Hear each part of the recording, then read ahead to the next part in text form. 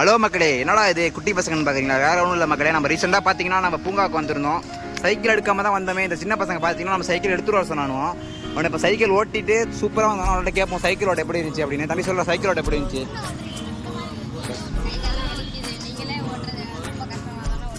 பார்த்துங்க ஃபேமிலிஸே, அந்த பசங்க நம்மளை எப்படி சொல்கிறாங்கன்னு. என்ன பார்த்தீங்கன்னா நம்மளாலே சொல்லப்போனால் சைக்கிள் ஓட்ட முடியல, கைகள் தான் வலிக்குது. சின்ன பசங்க ஓட்டி அவங்களுக்கே தெரியுது எப்படி இருக்காங்க. ரொம்ப கஷ்டமாக தானே தம்பி இருக்குது. கண்டிப்பாக பார்த்துங்க ஃபேமிலிஸே, அந்த பசங்க பார்த்துங்க கை காலெலாம் வலிக்குதான். அவனை பார்த்தீங்கன்னா இந்த பூங்காவை பாருங்கள் எப்படி இருக்குன்னு.